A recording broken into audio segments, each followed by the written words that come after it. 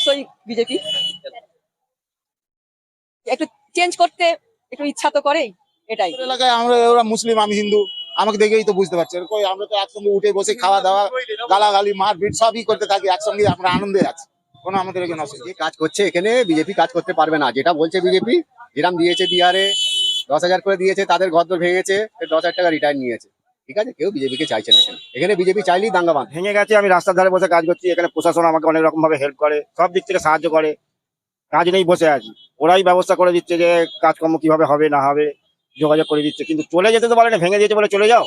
কাজ তো করে খেটে তো খেতে পাচ্ছি রাস্তার ধারে বসে। আপনারা দেখছেন কলকাতা প্লাস, আর আমি অঙ্কিতা রয়েছি আপনাদের সঙ্গে। আসন্ন বিধানসভা নির্বাচনে বাংলার জনগণ ঠিক কাকে চাইছে মুখ্যমন্ত্রী হিসাবে?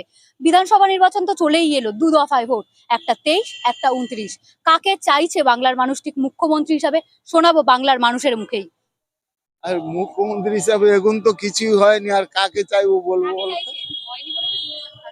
হ্যাঁ, যে হোক, মানে মমতা ব্যানার্জি তো ঠিকই আছে, এরপর যদি কেউ আসে তাতে কোনো আপত্তি নেই, কি করা যায়। আমাদের এলাকায় আমরা ওরা মুসলিম, আমি হিন্দু, আমাকে দেখেই তো বুঝতে পারছি। কই আমরা তো একসঙ্গে উঠে বসে খাওয়া দাওয়া, গালাগালি, মারপিট সবই করতে থাকি একসঙ্গে, আমরা আনন্দে আছি। কোনো আমাদের এখানে অসুবিধা নেই। হ্যাঁ, আমাদের এখানে কোনো সমস্যা নেই, আমরা এখানে খুব ভালো আছে। মানে যত এলাকা আছে সব থেকে ক্যারি রোড এলাকাটা সব থেকে ভালো। আর একদম পুরো আমরা তো টোটো নিয়ে এদিক সেদিক ঘুরি, আমরা দেখতে পাচ্ছি ক্যারি রোডের মতন এলাকা হিন্দু মুসলিম এলাকা আর কোথায় পাবেন না। এই নয়। হ্যাঁ, আমার নাম শিবরাম পাত্র। আমি এখানে আজকে নয়, আমরা বহুদিনের স্ট্যান্ড এটা। আর এখানে যতটা হিন্দু তত মুসলিম, কোনো প্রবলেম নেই। অবশ্যই বিজেপি। একটু চেঞ্জ করতে একটু ইচ্ছা তো করেই, এটাই। পরিবর্তন চাইছেন? অবশ্যই। মোদি সরকার বলেছিল 15 লক্ষ টাকা দেবে অ্যাকাউন্টে।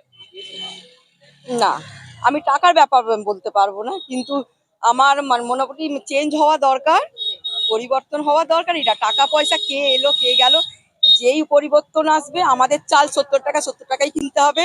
যেই আসুক, বিজেপি আসুক, তৃণমূল আসুক, আমার এই কথা নয়, পরিবর্তন দরকার, এটাই। হ্যাঁ। হ্যাঁ, উপকার না, যেটা আমরা শুনছি, প্রাপ্য টাকা আমরা পাচ্ছি, সেই পর্যন্ত।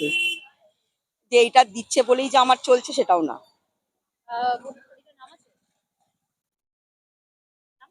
আমার নাম লিলি অধিকারী। দিদি ঠিক আছে, দিদি সব দিক থেকে সবচেয়ে, মানে গ্রামে গঞ্জে চারিদিকে মানে ব্রিজ করছে, এই পাড়ায় পাড়ায় রাস্তা করে দিচ্ছে, আরো কত কিছু, সবসময় সবার কাছে থাকছে, হেল্প করছে সব সময়। আমরা তো অনেক, এই যে আমার ভেঙে গেছে, আমি রাস্তার ধারে বসে কাজ করছি, এখানে প্রশাসন আমাকে অনেক রকম ভাবে হেল্প করে, সব দিক থেকে সাহায্য করে।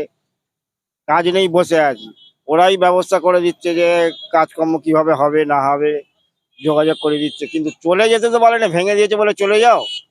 কাজ তো করে খেটে তো খেতে পাচ্ছি রাস্তার ধারে বসেও।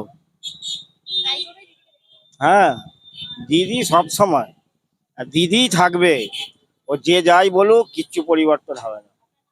আমার নাম বিটু হাজরা। তো এতক্ষণ ধরে আপনারা শুনলেন যে বাংলার মানুষ বাংলার মেয়েকেই চাইছে নাকি পরিবর্তন চাইছে, কাকে চাইছে ঠিক বাংলার মুখ্যমন্ত্রী হিসাবে।